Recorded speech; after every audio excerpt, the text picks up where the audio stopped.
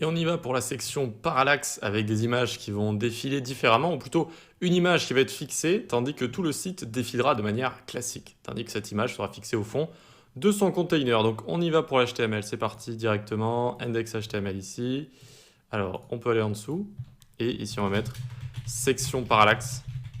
Donc c'est le nom de cet effet-là. Sachant qu'il peut se décliner en plusieurs effets, enfin peut avoir plusieurs puissances différentes, etc. Notamment en JavaScript, mais là on va faire l'effet de base en CSS. Donc, point parallaxe, c'est parti, enfin plutôt section avec la classe parallaxe. Ok. À l'intérieur, on va avoir un paragraphe avec l'écriture en japonais et un span avec partez à l'aventure.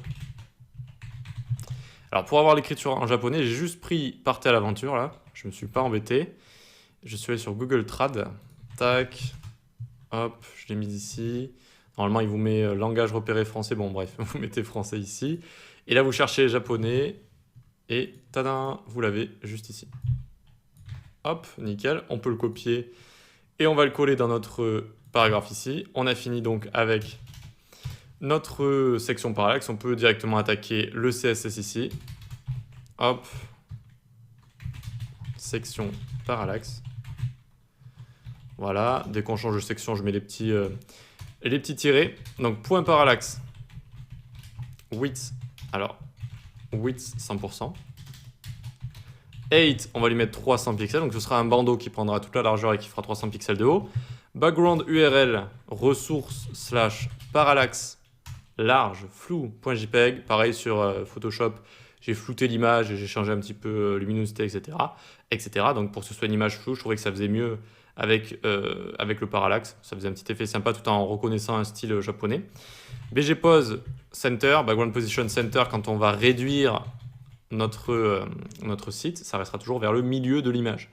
Et enfin, BG Attachment Fixed, et c'est ça en fait qui permet de fixer le fond sur notre container, et ce qui fait que tout le container et le site va scroller, et l'image, elle, va rester fixée au fond du container. Et c'est ce qui donne cet effet-là, cette différence de scroll. Allez, Display Flex pour le texte à l'intérieur, Justify Content Center, Align Item Center comme d'habitude, et Flex Direction Column pour mettre les textes les uns au-dessus des autres. Voilà. Ensuite, point parallaxe P, font size 65 pixels, color F1, F1, F1, donc ça c'est les signes japonais, les symboles japonais. Text Align Center, pourquoi j'ai mis un Text Align Center moi, sachant que ici, vu qu'on a tout bien centré avec X et Y, pareil, pas besoin de mettre Text Align Center. Ça arrive de faire des petites erreurs comme ça. Parallaxe Span. Donc le span qui est juste en dessous, le display block. Donc c'est la traduction, hein, 25 pixels. Color F1, F1, F1. F1, F1, F1. Et alors on va juste finir avec les media query. Il y en a juste quasiment rien. Donc à partir de 400 pixels, ça va vraiment être petit. Donc on va juste réduire les écritures pour qu'elles ne se gênent pas, qu'elles ne passent pas à la ligne. Donc pour ce faire, parallaxe P, font size 55 pixels, tout simplement. Et c'est tout. Pas d'autres media query, vous inquiétez pas. Voilà, donc on a fini avec la section parallaxe. Regardons si on n'a pas fait de petites erreurs. Alors, on revient en mode de grand écran. Tac, on descend, on descend, on descend. Et on a la section parallaxe ici. Alors, vu qu'on n'a pas de contenu après, on ne peut pas scroller.